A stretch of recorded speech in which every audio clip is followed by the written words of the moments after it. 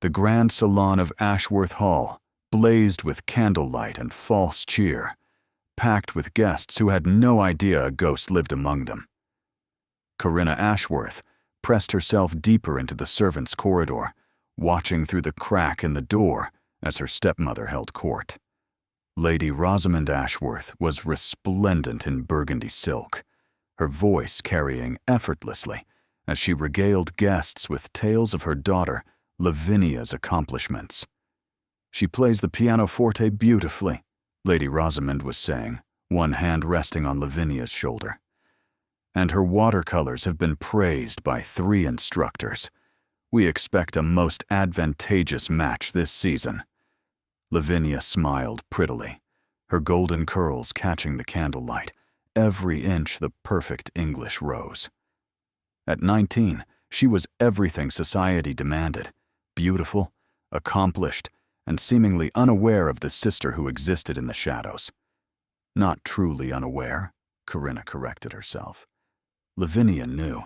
She simply didn't care. At 24, Corinna had perfected the art of invisibility within her own home. She touched her left shoulder absently, feeling through the fabric of her plain gray dress, the ridged terrain of scar tissue that extended from her shoulder blade to just below her collarbone. The scars that had saved Lavinia's life when the nursery caught fire 12 years ago. The scars that had ended Corinna's own life as surely as if the flames had consumed her entirely. "Such a pity about your other daughter," a woman's voice drifted through the crack. Corinna stiffened. "I had heard Lord Ashworth had 2 girls." The temperature in the salon dropped. Lady Rosamond's smile froze. "You must be thinking of someone else. Lavinia is my only child." "No, I'm quite certain." The unfamiliar voice persisted, threaded with steel. "Corinna, I believe? The elder daughter from Lord Ashworth's first marriage?" "Corinna is unwell," Lady Rosamond said brittlely.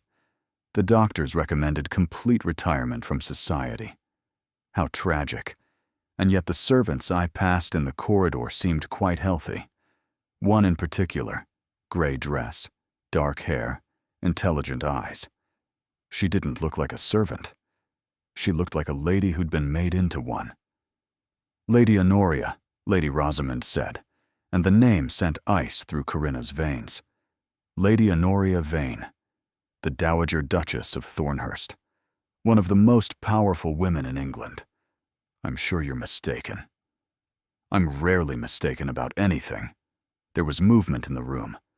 "Lord Ashworth, fetch your daughter?" "Your elder daughter. I should like to meet her." Silence fell. Then Corinna's father spoke weakly. "Of course, Your Grace." Corinna backed away from the door, but there was nowhere to go. The door swung open, and her father's face appeared. "Corinna, you're wanted in the salon." She followed him into the light. The gathered ladies stared, cataloging her plain dress, her unfashionable hairstyle, the pallor of someone who spent too much time indoors. So this is the hidden Ashworth. Lady Honoria Vane was perhaps 70, dressed in elegant gray silk that conveyed more authority than Lady Rosamond's burgundy. Her silver hair was elaborate, her posture ramrod straight, and her eyes, sharp blue, missing nothing, fixed on Corinna with unsettling intensity. "Your Grace," Corinna curtsied. "I apologize for my appearance." "Weren't expecting to be acknowledged as a member of your own family?" "No, I imagine you weren't." Lady Honoria circled her slowly. "Tell me about the fire. The one where she saved her sister's life? Where she pulled young Lavinia from a burning room at age 12, receiving these scars in the process?" Stunned silence. How could she possibly know? "I make it my business to know things," Lady Honoria said, reading her expression. "Particularly when those things involve injustice." She turned to Lady Rosamond. "You have hidden this girl away for 12 years. Made her a servant in her own home. And why? Because she bears the scars of courage? Your Grace, you cannot. I can do whatever I wish. I am the Dowager Duchess of Thornhurst, and your husband owes my family £3,000 that I have graciously declined to collect for 7 years. That debt comes due tomorrow, unless I decide otherwise." The color drained from Lady Rosamond's face. "What do you want?" "To make Lady Corinna a proposition. In private." Lady Honoria led her to Lord Ashworth's study and closed the door. "I have a grandson," she said without preamble. "Theron Vane, Duke of Thornhurst, 31 years old, brilliant, wealthy, and utterly impossible. He has rejected every eligible lady in London. I believe you could capture his attention where dozens of accomplished debutantes have failed." Corinna actually laughed. "Your Grace, that's absurd. I have no accomplishments, no social graces, no dowry. And the scars prove you have courage. The lack of polish proves you have authenticity. My grandson has spent years being hunted by women who see only his title. He is starving for something real." Lady Honoria's eyes gleamed. "You are the most real thing I've encountered in a decade. What exactly are you proposing? Come live in my household. Be presented to society as my companion and protégé. Attend events at my side." Lady Honoria withdrew a folded document. "And regardless of what happens with Theron, you will have this. It was a trust deed establishing £500 per year, held independently in her name. Consider it compensation for 12 years of injustice," Lady Honoria said. "But I do hope you'll give Theron a genuine chance." Corinna stared at the promise of a life she'd never dared imagine. £500, enough to live independently forever, enough to never depend on anyone's goodwill again. "Why would you do this for a stranger?" "Because I saw you carrying linens with the bearing of a queen. Because I recognized something in you that I had nearly forgotten existed." She held out her hand. "Come out of the shadows, Lady Corinna. Let me show you what you could be if someone believed in you." The voice that had run into fire to save a child answered, "Yes, I'll come with you." Thornhurst House dominated an entire block of Mayfair. Corinna stood before it the following morning, her single trunk beside her, wondering if she'd made a catastrophic mistake. The departure from Ashworth Hall had been swift and decisive. Lady Honoria had announced her intentions to the assembled guests, informed Lord Ashworth his debt would be forgiven in exchange for his elder daughter's release, and swept Corinna away before Lady Rosamond could object. The interior stole her breath. Marble floors, soaring ceilings, artwork that belonged in museums. She was led to the Blue Suite, rooms larger than the entire upper floor of Ashworth Hall. "Theron isn't here," Lady Honoria explained. "He's at Parliament. He won't return until evening, which gives us time to prepare you for dinner." The gowns arrived at noon. The modista took one look at Corinna's figure and began working. "Good shoulders," she murmured.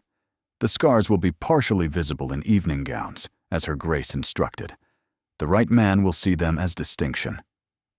By late afternoon, Corinna had been transformed, bathed, coiffed, dressed in deep sapphire silk that made her gray eyes luminous. The gown's neckline revealed the upper edge of her scarring, a pale map against her skin. "Exquisite," Lady Honoria declared. "Absolutely exquisite." Then a door slammed somewhere in the house, followed by heavy footsteps and an irritated voice. "Grandmother, I've just received the most absurd letter from Lord Ashworth, claiming you abducted his daughter. Please tell me this is some elaborate jest." "That would be Theron," Lady Honoria said mildly. "He does hate surprises." The door burst open. Theron Vane was tall and lean, with dark hair and gray-green eyes currently blazing with irritation. He stopped dead when he saw Corinna. "Who the hell are you?" "Language, Theron. This is Lady Corinna Ashworth, the hidden daughter kept in servitude for 12 years because her stepmother found her inconvenient.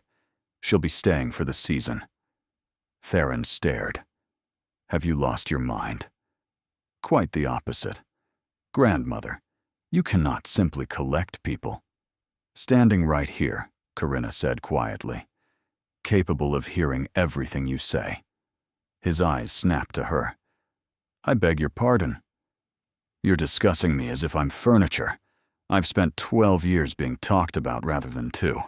I had hoped things would be different here. Surprise flickered across his face. Then, unexpectedly, respect.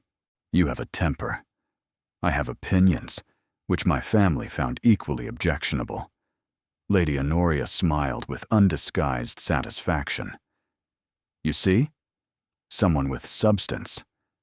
I'm not going to court a woman simply because you've installed her in our household. I haven't asked you to. I've asked you to be civil to my guest. Theron stood still, wrestling with his composure. Lady Corinna, I apologize for my rudeness. I was surprised. His gaze found her scars. Those are from the fire, I assume. Yes. Your family hid you because of them. Yes. Fools. The single word caught her off guard. Scars from saving a child's life are nothing shameful. They should have celebrated you, not buried you. He turned to leave. We'll have dinner together this evening. 7 o'clock. If we're sharing a household, we should probably have at least one proper conversation. After he left, Corinna released a shaky breath. He was arrogant, presumptuous, quick to anger. He had also looked at her scars and called her family fools for hiding her. This was going to be complicated. The weeks that followed established a pattern Corinna found both pleasant and unsettling. Breakfasts were companionable. They discussed papers and planned social calendars. Afternoons found them in separate pursuits. Evenings varied between social obligations and quiet hours in the library, where they'd sit reading, but somehow still together. You're not what I expected, Theron said one evening, 3 weeks into her residence. Most women confronted by a duke's displeasure would be apologizing profusely by now. I'm not most women, and I didn't do anything wrong. Fair point. He regarded her with interest. Tell me about yourself, beyond the circumstances that brought you here. I enjoy reading. Philosophy mostly, and history. I'm better at mathematics than is considered appropriate for a lady, and I strongly dislike gossip. Philosophy? His interest sharpened. What do you read? Currently Locke. Before that, Hume. I find epistemology fascinating. Most ladies consider philosophy tedious. Most gentlemen consider ladies tedious, so perhaps we're even. He laughed, a genuine sound that transformed his face entirely. Touché. His eyes met hers. You know you're genuinely intelligent? Not just intelligent for a woman? The casual compliment sent warmth through her. That's quite a statement from someone who graduated first in his class. It's also true. Anyone who's dismissed you as merely decorative is an idiot. Lady Honoria cleared her throat. Well, this is enlightening. They both seemed to realize they'd been staring at each other. I should return to work, Theron said abruptly. We're attending Lady Pemberton's ball next week, your official introduction to society. After he left, Corinna felt her heart beating too quickly. Against all reason, she was beginning to like him. And that was absolutely the last thing she needed. The Marchioness of Pemberton's spring ball was Corinna's official introduction to society. She wore emerald silk, the neckline deliberately revealing the upper edge of her scarring. Her hair was threaded with tiny emeralds that caught the light. Remember, Lady Honoria murmured as they arrived. You're not hiding. You're not apologizing. They were announced at the entrance, and every eye turned toward her. Whispers started immediately. The hidden daughter. Scars from a fire. Living with the Duke now. Then Theron appeared at the bottom of the stairs. Lady Corinna, he offered his arm. May I have the honor? She took it, and the whispers shifted. The Duke of Thornhurst was publicly claiming her as his companion. You're trembling, he murmured. I'm nervous. You don't look it. You look stunning. He remained at her side throughout, deflecting pointed questions, responding to veiled insults with cutting courtesy. When the orchestra struck up a waltz, he extended his hand. Dance with me. I never properly learned. I'll lead. Besides, if we dance, no one can approach us with questions. She took his hand. The sensation of being in his arms was overwhelming. She could feel his warmth, smell his cologne, and see the individual flecks of green in his gray eyes. Eyes on me, he said softly. Don't think about the room. She let him guide her through the steps, and somewhere in the middle of the waltz, the anxiety faded. There was only the music, the movement, and Theron's eyes holding hers. You're a natural, he murmured. The music ended. They stepped apart. Lady Corinna. Lavinia stood at the edge of the floor, staring with theatrical surprise. It is you. I had no idea you were in London. Attending a ball, Corinna said flatly. Same as you. But you're not. I mean, you don't. Lavinia's gaze flickered to the scarring. Lady Lavinia. Theron's voice cut through. I don't believe we've been introduced. Lavinia's manner shifted to practiced charm. Your Grace, I'm Lavinia Ashworth, Corinna's sister. I've heard very little about you. Lady Corinna rarely speaks of her family.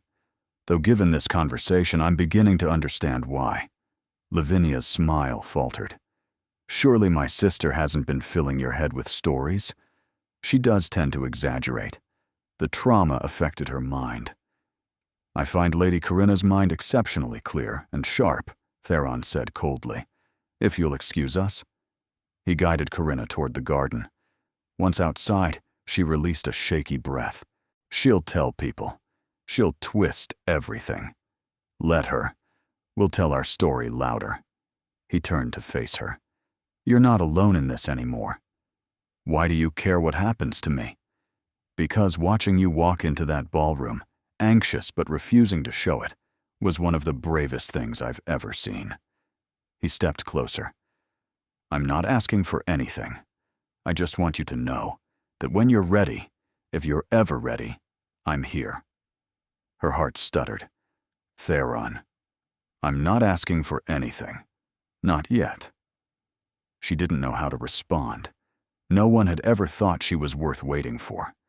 The weeks following the ball passed in a whirlwind. Corinna's debut was judged a success.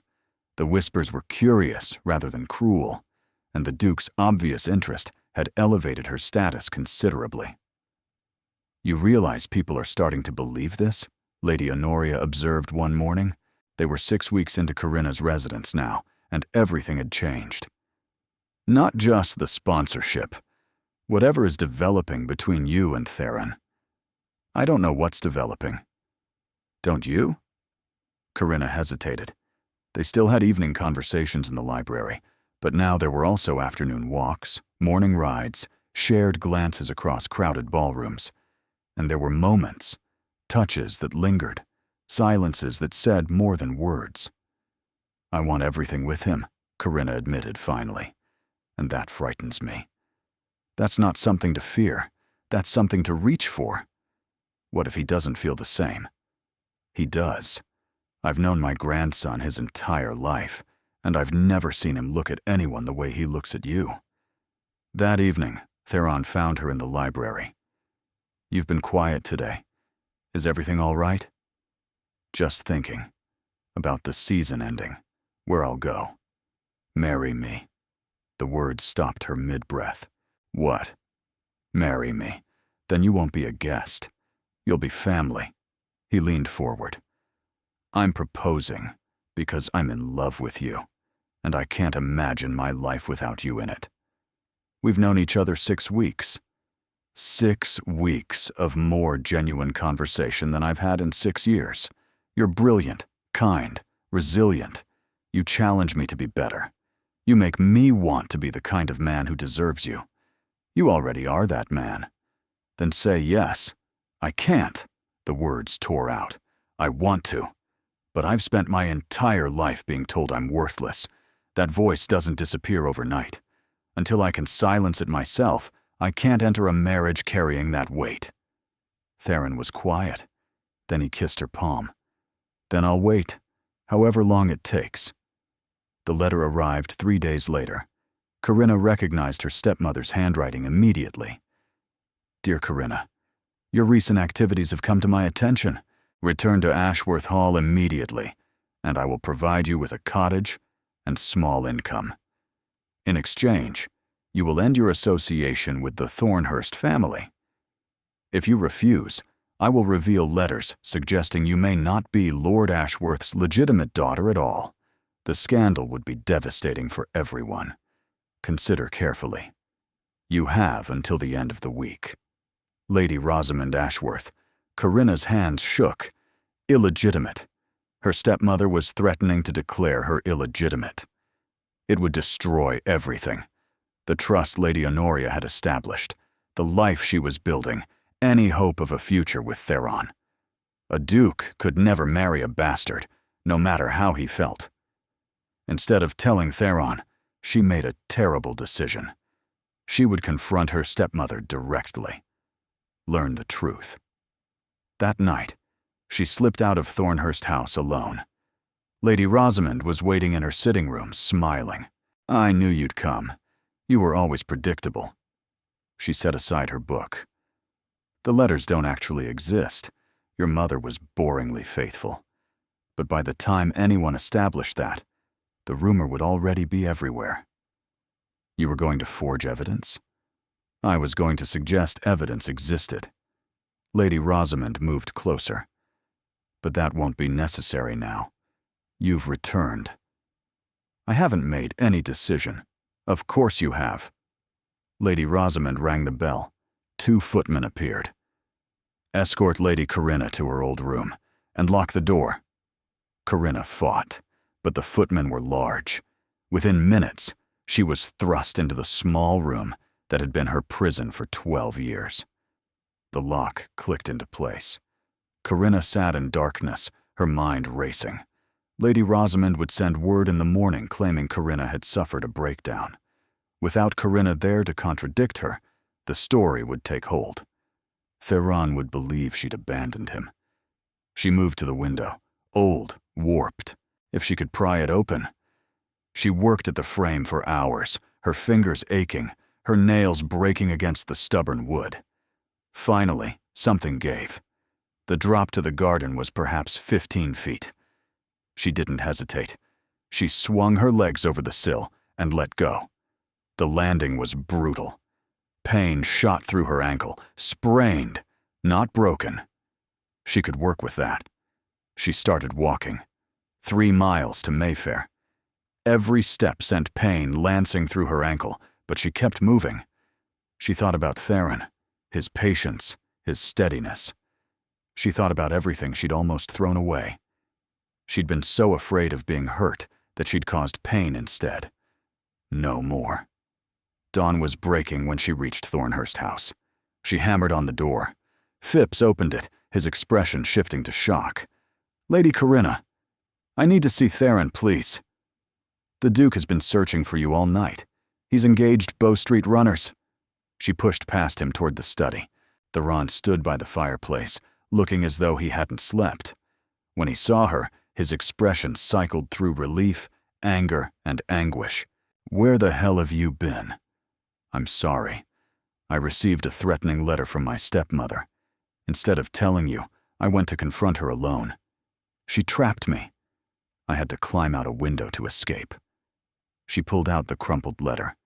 She threatened to spread rumors that I'm illegitimate. She admitted later the letters don't exist, but the damage would have been done. Theron read the letter, his jaw tightening. She threatened you, tried to blackmail you, and you went to face her alone?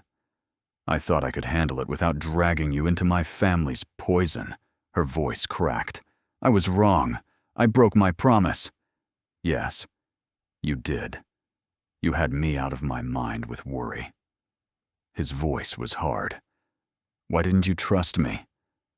Because I've spent my entire life being told I'm a burden. Some part of me believed that if you knew how much trouble I came with, you'd decide I wasn't worth it. That's stupid. I know. Fear makes you stupid. She reached for his hands. But I'm done being afraid. I climbed out a window and walked 3 miles on a sprained ankle because I finally understand that running away hurts more than staying. Theron stared at her. Then he wrapped his arms around her. You brave, stubborn woman. Don't ever do that again. I won't. I promise. No more secrets. Good. He pulled back to meet her eyes. I love you. I want to marry you. And I don't care what your stepmother threatens. We'll face it together. Together. The word felt like revelation. I've never had that before. You have it now. He touched her face. For as long as you want me. Forever, then. Is that a yes? To my proposal? Yes. Corinna laughed through tears. Because I love you, and I can't imagine my life without you. He kissed her with all the desperate intensity of a man who had feared he'd lost everything. Lady Honoria coughed pointedly from the doorway. Well, I hate to interrupt. Lady Corinna's ankle appears quite swollen. The physician pronounced her ankle badly sprained. Rest for a week. Meanwhile, Theron and his solicitors dealt with Lady Rosamond. The investigation revealed she had been selling Corinna's inheritance, items from her mother's dowry, for years. The very assets that should have provided Corinna's security had been quietly liquidated to fund Lady Rosamond's lifestyle.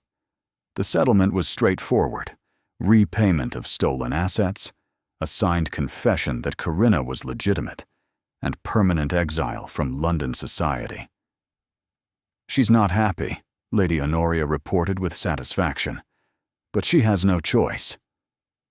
Lord Ashworth, confronted with the evidence, had broken down completely. He signed a statement confirming Corinna's legitimacy and asked Theron to tell her he was sorry. It doesn't fix anything, Corinna said when she heard. No, but it might prevent future damage. Theron touched her cheek. You don't have to forgive him. I don't know what I feel yet. You don't have to know today. We have time. The engagement was announced formally, appearing in all the society papers. The story was irresistible. The scarred heroine, the devoted duke, the wicked stepmother. By month's end, Corinna was the most talked about woman in England. The wedding took place on a brilliant autumn morning. St. George's Church was filled with guests. Corinna wore ivory silk that left her scarring partially visible, a deliberate choice that no longer felt like defiance, but simply like truth. She walked down the aisle on no one's arm. She would give herself to Theron, not be given by anyone. He waited at the altar, looking slightly anxious in a way that made her love him more. You came, he murmured as she reached him. Did you doubt I would? Never. When she spoke her vows, to have and to hold, from this day forward, they felt entirely new, a commitment to the future she'd learned to believe in. I now pronounce you husband and wife. Theron kissed her, and Corinna Vane stepped into her new life. The wedding breakfast was joyous until a commotion near the entrance caught her attention. Lady Rosamond stood in the doorway, pale with fury. I demand to speak with my stepdaughter. This farce cannot continue. Guests parted as Corinna and Theron approached. Lady Rosamond, Theron said coldly, you were barred from London society. Protecting my family's honor. Her eyes fixed on Corinna with hatred. You think you've won? The Duke will tire of you. They always do. She'll have me, Theron said. A husband who adores her. A family who values her. And you will have nothing but the bitter knowledge that your cruelty failed. He nodded to the footmen. Remove her. This isn't over, Lady Rosamond hissed. Yes, it is. Corinna's voice was gentle now. It's been over for a long time. You just couldn't see it. She watched her stepmother disappear from her life forever, and she felt only peace. "Are you all right?" Theron asked softly. "I am." She took his hands. "She has no power over me anymore. She's just a bitter woman who made terrible choices. I don't need revenge. I just need her to be gone." "She is. She will be." He kissed her hands. "Now, I believe we were in the middle of a celebration." He led her back to the center of the room. The orchestra struck up a waltz, and Corinna let herself be swept into his arms once more. This time, there was no fear, no self-consciousness. There was only the music and the movement, and the man she loved holding her close. "Happy?" Theron murmured. "Completely. Good. That's all I've ever wanted for you." 5 years later, the nursery at Thornhurst Manor was in cheerful chaos. 4-year-old Edmund had convinced his 2-year-old sister Honoria, named for her formidable great-grandmother, that building blocks were meant to be thrown. "Edmund Marcus Vane, if you throw one more block, there will be consequences." Edmund froze mid-throw, calculating whether consequences were worth it. "Put it down." The block lowered, reluctantly. "Papa says we're spirited," Edmund informed her. "Papa is an optimist." Theron appeared in the doorway, scooping Edmund into his arms. "Have you been causing trouble?" "He says he was throwing blocks near his sister's head, not at it." "Shows good aim." Theron grinned. "I'm encouraging spatial reasoning." "You're encouraging chaos." "Those two." He set Edmund down and crossed to kiss her. "How was your morning?" "Productive. I finished the next chapter of the manuscript."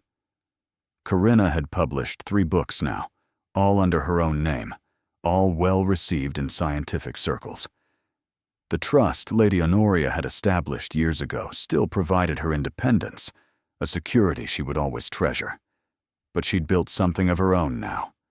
A voice, a reputation, a contribution to the world beyond drawing rooms and ballrooms. "Brilliant as always." Theron pulled her close. "A letter came from your father." Her relationship with Lord Ashworth had slowly, painfully rebuilt over the years. Not to what it had been before. The trust had been shattered, but to something new that acknowledged the past while allowing for a different future. He visited his grandchildren quarterly, always slightly awkward, always painfully grateful to be allowed into their lives. "What about Lavinia?" "Still in Bath, still pretending she never had a sister." Theron's tone was matter-of-fact, which is probably for the best. Corinna felt no loss. Her sister had made her choices. Some relationships weren't meant to be salvaged, but she had other family now. Theron and the children. Lady Honoria, still sharp at 75, delighting in her namesake granddaughter. The friends she'd made, real friends who valued her for herself. "What are you thinking?" Theron asked. "That I'm happy. That I never imagined I could have this life, and now I can't imagine any other." "You deserve this life. You always did." "I know that now. It took a while, but I know it." She leaned into him, watching their children play. "Do you remember what you said to me once? That you'd wait for me, however long it took?" "I remember. I'm glad you waited. I'm glad you came back." He pressed a kiss to her hair. "Walking through the night on a sprained ankle. Most romantic thing anyone's ever done. My heart was pounding the entire way. And you came anyway. That's what made it romantic." In the garden below, Lady Honoria was taking her morning walk. She looked up, perhaps sensing their gaze, and raised one elegant hand in greeting. The woman who had seen something worthy in a servant's corridor. The woman who had changed everything. Corinna waved back. Then she turned to rescue the picture book from little Honoria's grasp, mediate Edmund's increasingly elaborate games, and live the life that had once seemed impossible. The life she'd fought for, the life she'd earned, the life she would cherish, every ordinary, extraordinary day of it, until forever and beyond. Thank you for staying until the very end of this remarkable journey. If this story touched your heart and reminded you that it's never too late to step out of the shadows, please like, comment, subscribe, and share. Another soul-stirring story awaits. Click, listen, and let yourself be swept away once more. From the bottom of our hearts, thank you for being here.